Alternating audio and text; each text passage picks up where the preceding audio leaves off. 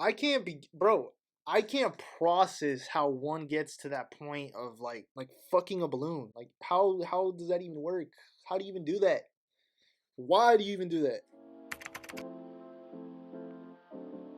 Now, I have a question for you. When you think of the letters TLC, what is the first thing that comes to your head?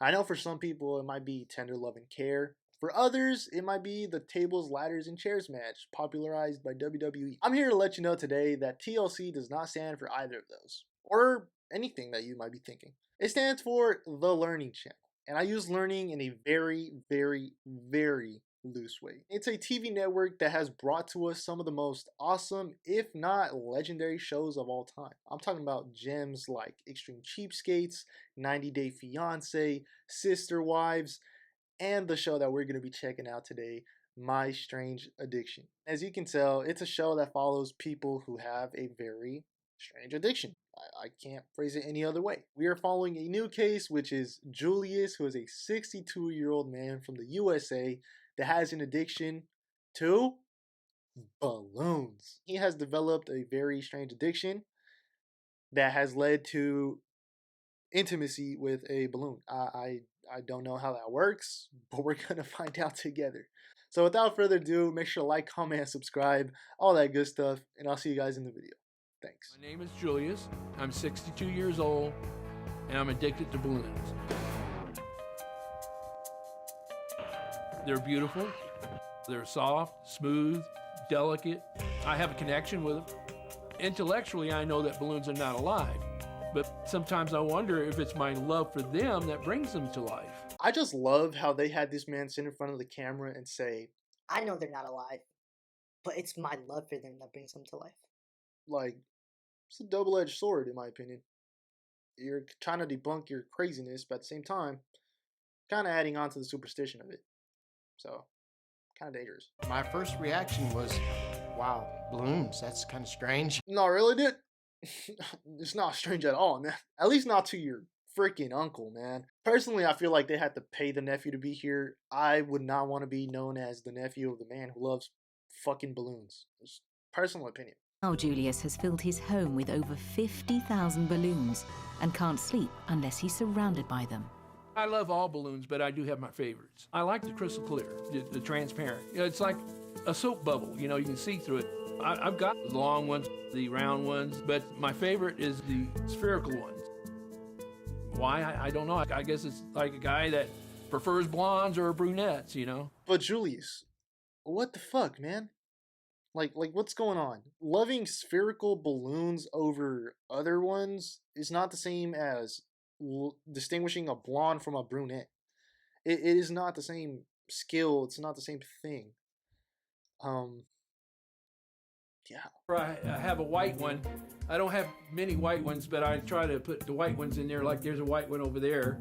You don't have to point out all the fucking white ones, bro. We can see that big ass white one next to your head. It's like a fucking weather balloon, dog. Like, why is that there? Now that I'm sitting here, that looks like the saddest man cave that I've ever seen. Of course, I can't get, you know, an 8-foot balloon in this room, so I settle for the 5-foot, you know, weather balloon. Did I not literally say it was a weather balloon? Fucking goated. I'm him. But Julius's obsession with balloons goes beyond shapes and colors. My love for balloons is also a sexual love. When I see a beautiful balloon, my heart starts to flutter and I get aroused. I'll take a 12-inch and I'll inflate it to 11-inch. That way it can take a lot of abuse. What? I can't be, bro. I can't process how one gets to that point of like fucking a balloon. Like how does that even work? How do you even do that? Why do you even do that? Oh my god. You know, hugging it, I'll kiss it, and it's like being in heaven. I mean, don't you like to hug and kiss a woman that you love? This is just so, it feels wrong. It feels like a sin. Like, how do you even get to that point, bro? Like, I can't personally ever, holy crap. There's lots of people out there that feel the same way as I do about balloons. But there's two groups of the lunar group. You got the poppers that get aroused by popping balloons, and you got your non-poppers. And why is he touching that thing like he's fondling it? It's not right. It is not right. I'm a non-popper. Now, I wasn't aware that there was a whole community that loves balloons, apparently. They're called Looners. I've never met a Looner in my life. And why are there two specific branches? People who love to pop balloons and people who don't love to pop them. I feel like I'm judging too hard, but it's like, the more you learn, I guess. Julius's addiction to balloons started when he was hospitalized at just 4 years old. My mother come to visit one time and she gave me a real nice blue balloon. But that night, the nurse grabbed it and I heard the balloon pop. So after she left, I just cried myself to sleep.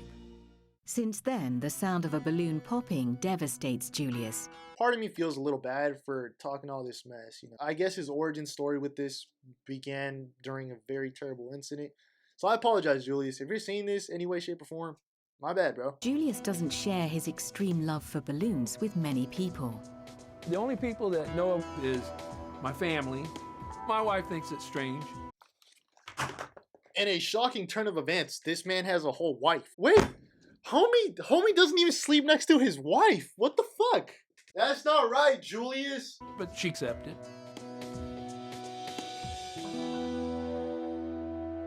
Even his own family doesn't want to be seen on this shit because it's like what the fuck, dude? The fact that he feels like he has to keep it a secret definitely points that there is a problem.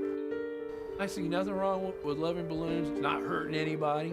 Hey, yo, Julius, my guy, he might pass that, let me take a couple puffs, you know what I'm saying? No drug usage, I do not condone it. Today, his nephew, who's also an addiction counselor, wants to confront the issue and convince Julius to see a therapist. For starters, uncle, why the fuck are you in love with balloons? Secondly, can you stop being weird for a little bit? I heard through the family a little talk about your balloons, about your balloon room. So what kind of questions do you have? What do you get out of your balloons emotionally? When I inflate them, it seems like they come to life for me. Really? Yeah.